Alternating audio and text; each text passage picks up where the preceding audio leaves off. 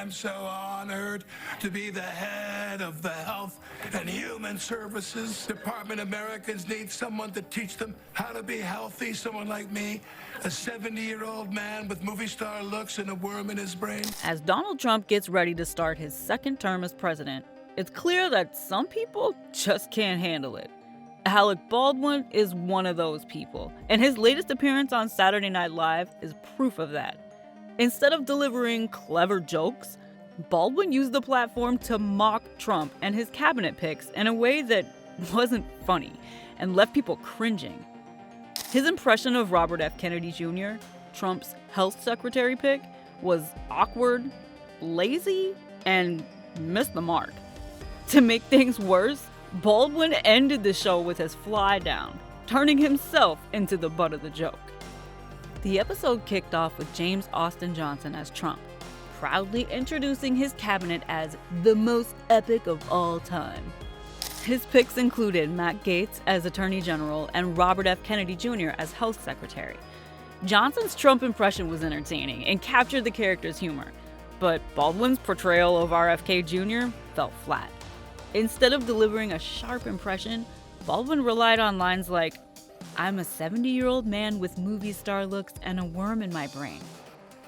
The audience didn't seem amused, and the jokes felt outdated and forced. What really sealed Baldwin's failure for the night was the embarrassing wardrobe malfunction. At the end of the show, when the cast gathered to bow and wave, Baldwin stood there clapping and smiling, completely unaware that his fly was down. Social media exploded with comments mocking him. One viewer tweeted, "Alec Baldwin's zipper was down on SNL. What a loser." Another asked, "Is he drunk? What's going on with this guy?" The moment overshadowed anything Baldwin did in the episode and made him a laughingstock. This isn't the first time Baldwin has faced criticism. Many people still haven't forgiven him for the 2021 shooting incident on the set of Rust, where cinematographer Helena Hutchins tragically died. Although the charges against Baldwin were dropped, his lack of accountability has left a bad taste for many. Social media users didn't hold back. SNL actually brought back Alec Baldwin after he killed a woman to do the worst RFK Jr. impersonation ever. "This is what they're reduced to," one person posted. Another said, "Baldwin should be in jail, not on TV." I care deeply about a woman's right to choose to give her child polio. Baldwin's attempt to make fun of RFK Jr. also didn't land well. He mocked Kennedy's vaccine skepticism with lines like, "I care deeply about a woman's right to choose to give her child polio." Instead of being funny, the line felt mean-spirited, and many viewers thought it was inappropriate.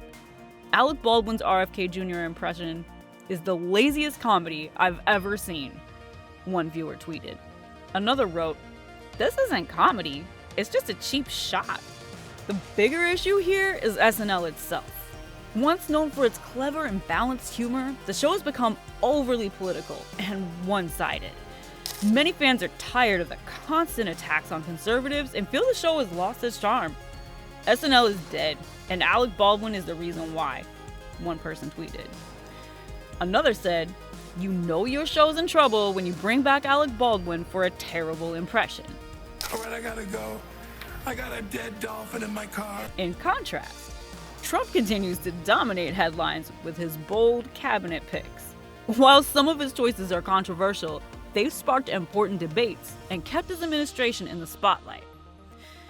Trump's ability to stay relevant and command attention is unmatched. Baldwin, on the other hand, seems desperate to stay in the public eye. His performance on SNL was a missed opportunity to remind people of his talent. Instead, it highlighted how out of touch he's become. The open fly incident at the end of the show was the final nail in the coffin for Baldwin's credibility. Social media users were relentless. "Hey, Alec Baldwin, learn how to zip up your pants," one person tweeted. Another wrote, "Alec Baldwin shows up at the end of SNL with his fly down. What is going on?"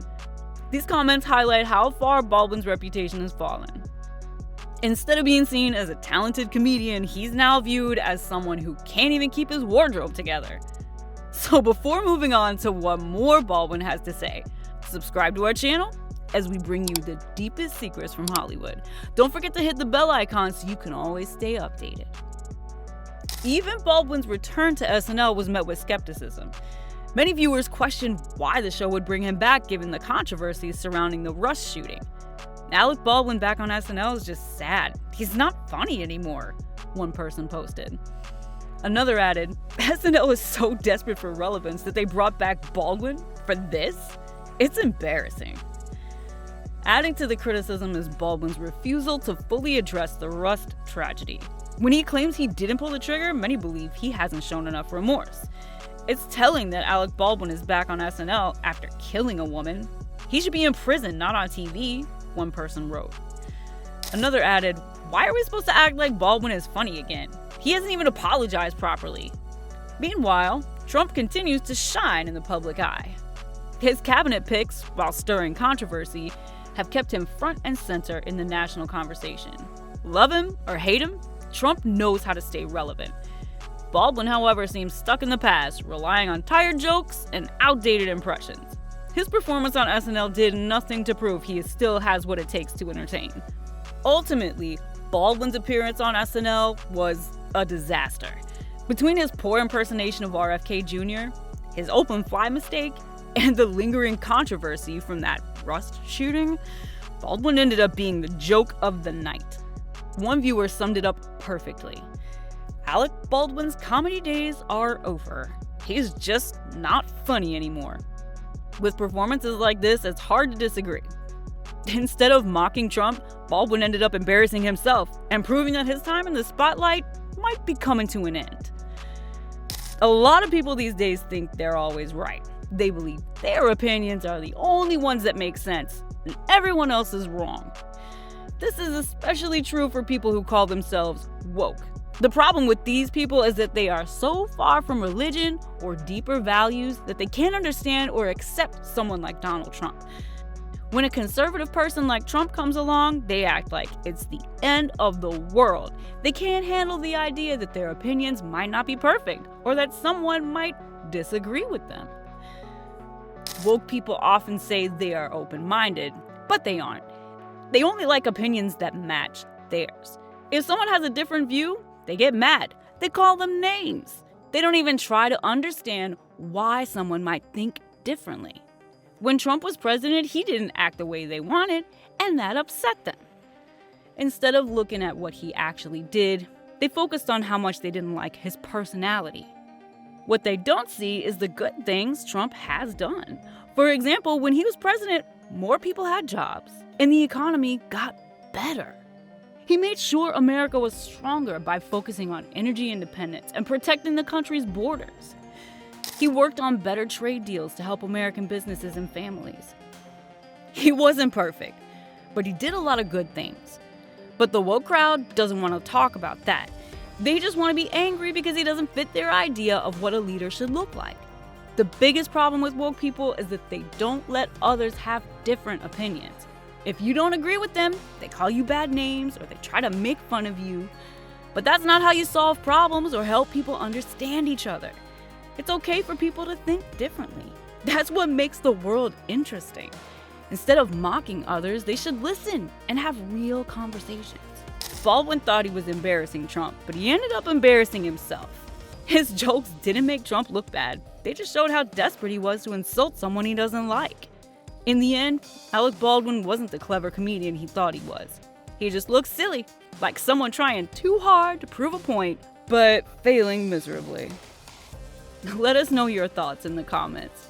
Hit that like button, subscribe to the channel, and don't forget to ring the bell icon so you always stay updated. See you in the next one.